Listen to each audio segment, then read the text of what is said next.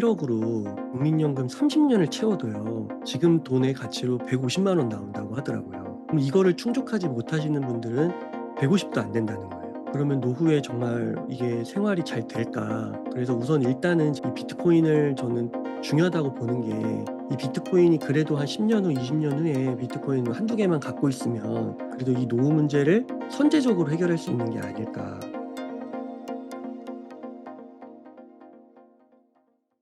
네, 네이버에다가 고래동 공부라고 검색을 하시면 저희 카페가 나옵니다. 벌써 회원수가 좀 많이 늘어났어요. 한 2만 5천 분까지 늘어나게 됐네요.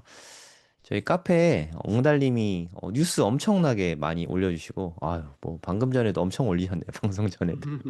엄청나게 많이 올려주시고, 네, 저도 자유 게시판에 글을 뭐 꾸준히 열심히 올리고 있거든요. 네, 저희뿐만 아니라 또 이렇게 좋은 분들이 글들을 많이 써주고 있으십니다.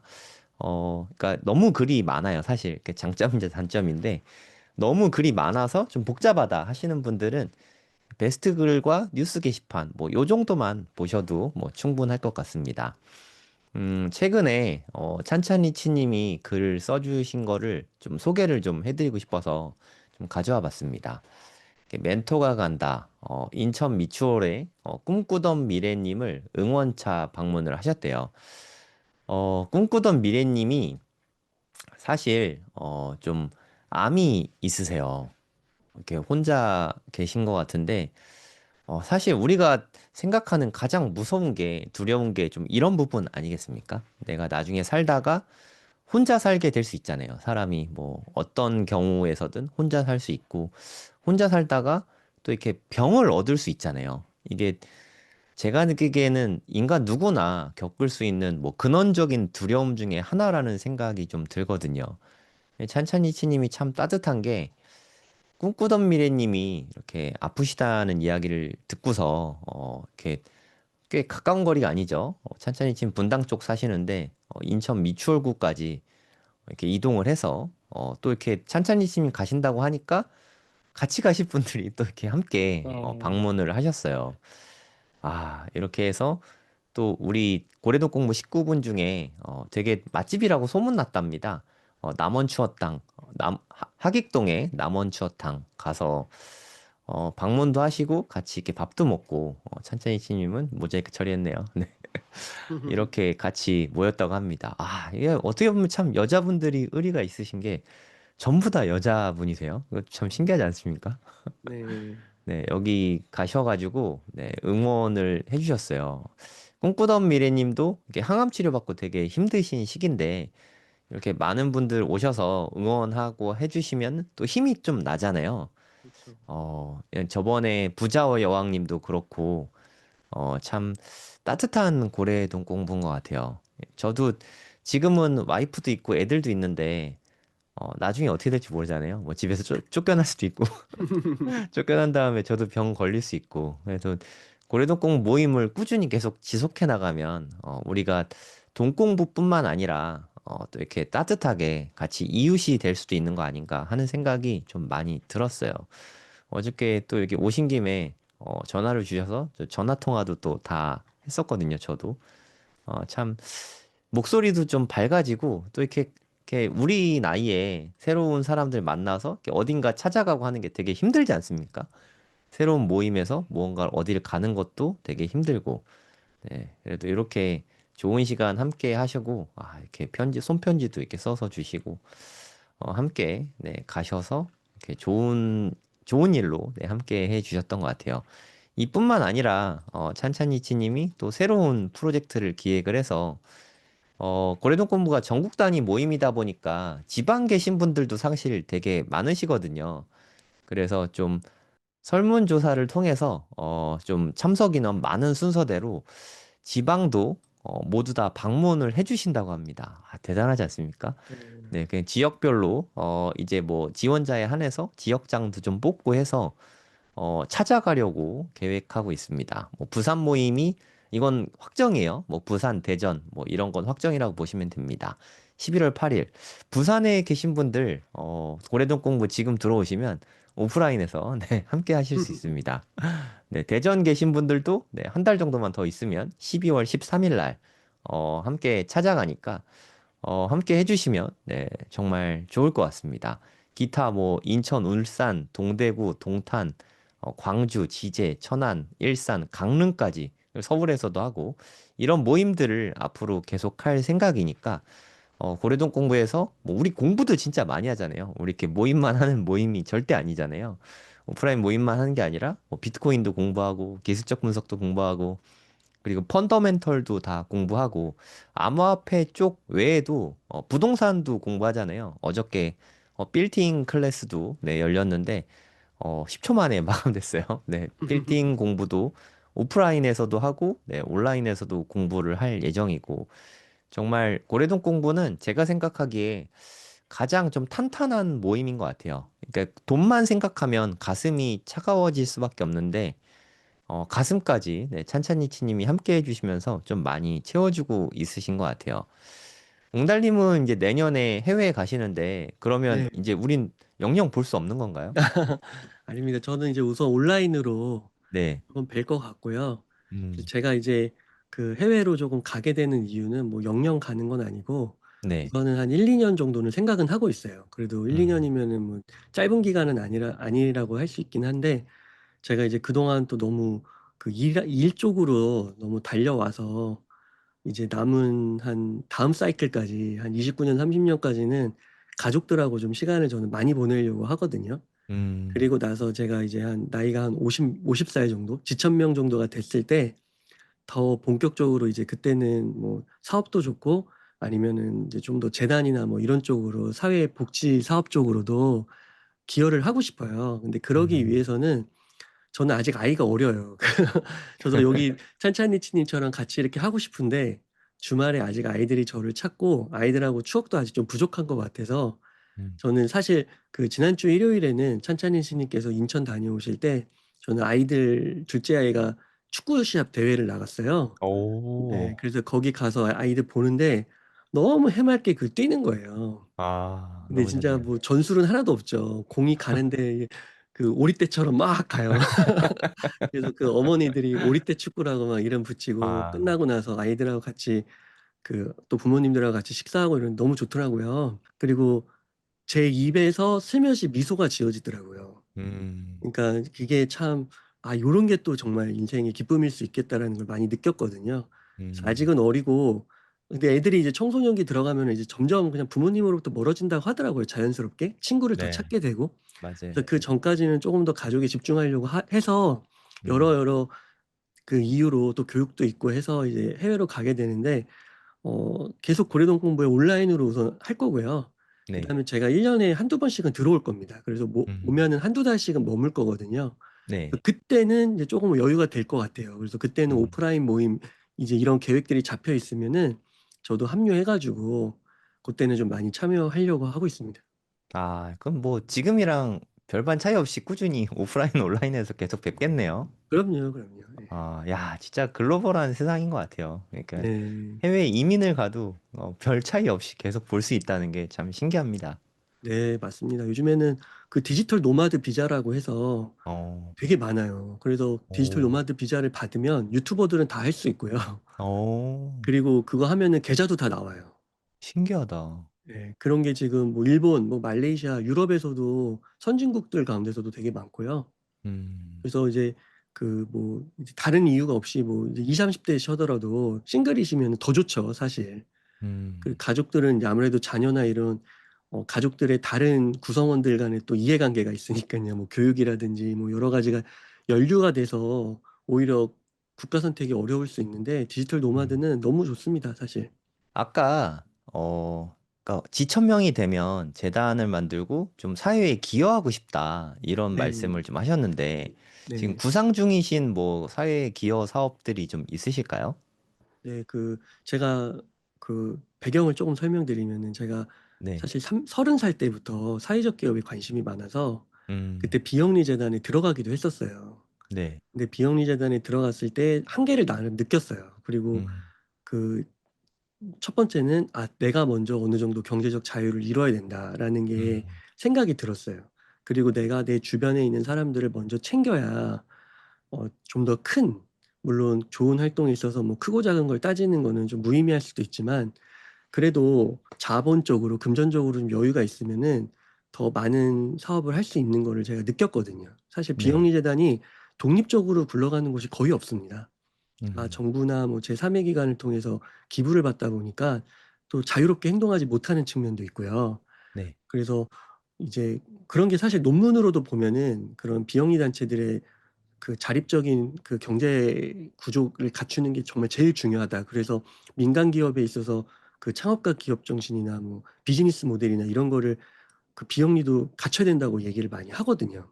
그래서 고런 차원에서 이제 29년 30년이 되면은 이제 비트코인이 또 가격도 많이 오르고 네. 그 저뿐만 아니라 저희 고래동 공부의 뭐 성쌤, 찬찬이치 님뿐만 아니라 저희 고래동 공부의 많은 멤버십 분들과 함께 뜻을 모을 수 있으면 그때는 저희가 경제적으로 한층 여유로워질 테니까요. 어떻게 보면은 일상에서 쓰는 거 쓰다 하다가도 이게 이거 다 어떻게 쓰나 이런 정도로도 이를 수 있잖아요. 비트코인이 많이 네. 올라가면요. 실제로 워런 버핏이나 다른 분들도 뭐 한 150억, 뭐 1,500억 뭐 이렇게 얘기하면서 그 이후에 부는 의미가 없다고 하면서 전액 기부하시고 막 99% 기부하고 막 그러시잖아요. 네네. 그래서 뭐 그 정도 깜냥은 아니더라도 이제 그런 정도로 해서 한국에서도 좀 기여해 볼 수 있지 않을까. 그래서 그 뉴요남 님 아까 건물 강의 같은 거 소개시켜 주셨잖아요. 저도 네네. 그거 관심이 굉장히 많은 게 그 한 2029년 30년쯤에는 건물도 하나 사고 싶어요. 예, 음. 그래서 그 건물을 한 재단으로 해 가지고 그걸 중심으로 해서 정말 누구나 쉽게 오갈 수 있고 365일 온오프라인이 열려 있고 뭔가 이렇게 되게 자유로운, 그리고 공부도 하고요. 그리고 가장 기본적인 금융 공부도 당연히 하는 거고 지금처럼 고래동 공부에서 하는 것처럼 그렇게 하면서 인제 여러 가지 활동들을 할 수 있지 않을까 그런 꿈을 꾸고 있습니다. 그러니까 사실 제가 제일 그 사회 문제 중에 제일 요즘에 심각하게 느끼고 있는 게 노후가 너무 길어졌단 말이에요. 저는 이게 진짜 심각한 문제라고 생각하거든요. 왜냐하면 예전에는 60살에 은퇴를 한다고 해도 기대 수명이 한 10년, 20년 정도밖에 안 됐으니까 은퇴하고 연금 받거나 모아둔 돈으로 쓰면 뭐 10년, 20년 정도는 쓸 수도 있었는데 지금은 정말 자칫하면 네, 은퇴 후 100년을 살아야 될 수도 있는 시대에 살고 있다고 저는 생각을 하거든요. 그러면 내 나이가 100살이 됐는데 일을 할 수가 있을까? 네, 이 부분이 일단 첫 번째 걱정이 되고, 그리고 노인분들을 고용해주는 기업 자체가 사실 별로 없잖아요. 이런 노인 고용이 좀 원활히 되는 사회가 돼야 일본처럼 노인 범죄가 실버 범죄가 좀 안정화될 거라는 생각이 좀 들거든요. 네, 이런 쪽에 대해서도 좀 생각해 보신 적이 있으실까요? 그 연금 문제 관련해서는 진짜 심각한 것 같아요. 그 음. 연봉 1억으로 국민연금 30년을 채워도요. 지금 돈의 가치로 150만 원 나온다고 하더라고요. 음. 그러면은 연봉 1억에다가 30년을 채운 거거든요. 네. 그럼 이거를 충족하지 못하시는 분들은 150도 안 된다는 거예요. 음. 그러면 노후에 정말 이게 생활이 잘 될까?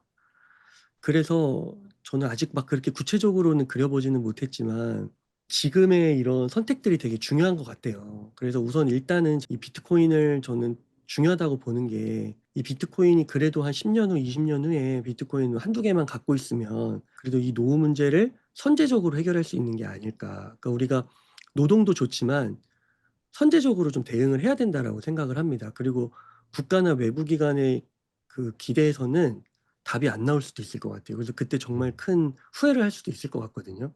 그래서 선제적 대처가 중요한 것 같고 너무 심각한 것 같습니다. 그리고 그때 이제 뭐 로봇이나 AI가 잘 돼서 뭔가가 이렇게 그래도 낙관적인 미래를 기대해 볼 수 있지 않을까 이렇게 하는 것도 좀 너무 막연한 것 같고요. 네. 그래서 지금은 특별한 건 없고 투자적 관점에서 이런 거를 많이 공부하시고 선제적으로 대응하는 게 가장 중요할 것 같습니다. 그러니까 기관이나 국가의 도움을 기대하기보다는 일단 각자 도생으로 맞아요. 각자의 미래를 좀 대비를 해두고 그 다음에 다른 일들을 도모해야 된다. 그런 의미네요. 맞습니다. 그리고 그때 어. 가서 해결하기에는 불가능한 것 같고요. 음. 10년, 20년 전부터 준비를 해야 되는 것 같아요. 네. 그러니까 제가 느끼기에 내가 현재 50대, 60대 뭐 그 정도 된다 하면은 1비트 정도는 어떻게든 확보를 해둬야 네, 노후 대비가 좀 된다고 생각하고 30대나 40대 정도 된다고 치면 한 0.1개에서 0.5개 정도? 그 정도 이상은 좀 보유해야 된다고 생각하고요. 지금 뭐 20대, 30대 초반 뭐 이렇게 사회 초년생들 같은 경우는 0.1비트만 가지고 있어도 장기로 보유하면 되니까 일단 그게 가장 단순하고 쉬운 노후 대비 대책인 것 같아요. 단 그거는 절대 쓰거나 하면 안 되고 내가 퇴직할 때까지 가지고 있고 내가 이걸 안 쓰고 살 수 있을 때까지는 그 수량을 절대 줄여서는 안 된다고 생각합니다. 네. 이것만 지켜도 노후에 최소한 돈 때문에 비참한 삶을 살 것 같진 않거든요. 네. 이게 지금은 그래도 좀 기회가 있는데 정말 비트코인이 어쩌면 누군가가 말하듯이 빠르게 올라갈 수도 있잖아요. 지금은 6자리, 뭐 10만 달러대인데 갑자기 밀리언 단위로 이렇게 100만 달러대로 확 올라가 버릴 수 있거든요. 그러면 제가 말씀드린 수량을 모으는 게 사실 훨씬 더 어려워지잖아요. 네. 살 수 있을 때 모아두고 너무 이렇게 출렁이는 거 맞춰서 바닥에 살려는 욕심만 버리면 누구나 뭐 이게 100%는 아니겠지만 이 방송을 보고 있는 그래도 경제 활동 하시는 분들은 제가 말씀드린 수량은 그래도 어느 정도는 모으실 수 있을 거라고 생각을 하거든요. 네. 그러니까 우리 노후에 혼자서 가난에 허덕이는 그런 삶은 좀 피하는 게 상책이 아닐까 싶습니다. 맞습니다. 그리고 이제 그런 고민을 하는 사람들과 함께 하는 것도 되게 중요할 것 같아요. 그래서 음, 그게 딱 막상 그때 처해 가지고 하기에는 또 뭐 유대감이라든지 공동체의 뭐 이런 그뭐 신뢰라든지 뭐 그동안 소통해 왔던 과정을 또 같이 하질 않잖아요. 네. 그래서 그런 것들을 미리미리 해 두는 게 되게 중요할 것 같습니다. 저도 최근에 그 연로하신 분의 얘기를 들으면서 연로하신 분하고 한 분은 이제 은퇴를 앞둔 분을 한번 만나면서 이야기를 나눌 때 옛날에 이런 얘기를 하시더라고요. 이제 이거는 이제 종교에 관련된 얘기인데 교회의 중요성을 잘 모르셨대요. 음, 근데 이제 은퇴를 앞두니까 교회가 너무 중요한 거예요. 음, 왜냐면 진짜 은퇴를 막상 생각하니까 너무 공허하고 주변에 사람도 없고 실제로 자기 선임들도 나갔더니 연락도 안 해 자기부터가 연락을 안 한대요, 음, 친하게 지냈어도. 그러다 보니까 그리고 한두 번 만나는 거지 이게 지속적인 만남으로 이어지지 않는다라는 거죠. 그러니까 그럴 때 하나의 이런 구심점, 교회 공동체 같은 그게 꼭 교회가 아니더라도 동아리일 수도 있고 뭐 주된 관심사로 이렇게 뭐 만나는 산악 동호회 같은 걸 수도 있고 그런 게 굉장히 중요하다. 근데 그게 그때 가서 들어가려고 하면 이미 또 그 문화나 이런 구성원들이 정해져 있잖아요.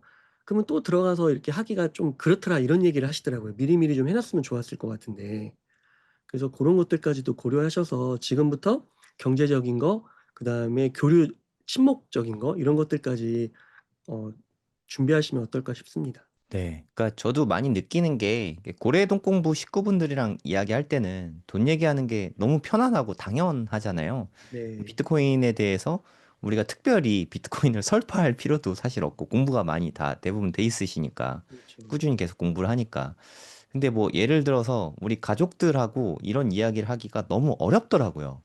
그러니까 웅달님 가족분들은 공부가 잘 되어 있으실지 모르겠지만 근데 제 가족들은 그렇게 많이 되어 있진 않거든요. 그러니까 뭐 제 아내나 아이들은 제가 교육을 많이 시켜서 그래도 좀 알긴 아는데, 그러니까 같이 공부하고 같이 이렇게 니즈를 느껴서 사실 우리가 노후 대비에 대한 이야기하면 우린 되게 심각하게 진지하게 생각하고 지금부터 대비를 하잖아요. 근데 그런 사람들이 실제로 주변을 둘러보면 매우 소수라는 거죠. 네, 이게 좀 가장 큰 차이가 아닐까 하는 생각이 좀 듭니다. 어떤 집단에 속해 있는지가 정말 중요한 것 같아요. 예를 들어서 아까 웅달님 말씀하셨지만 산악회에 속해 있고 뭐 배드민턴 동호회 뭐 이렇게 운동 동아리를 속해 있으면 그 무엇보다 운동이 가장 중요하거든요.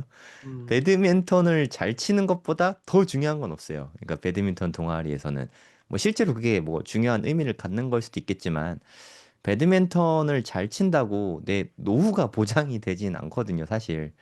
그러니까 노후가 보장된 상태에서 배드민턴을 잘 쳐야지.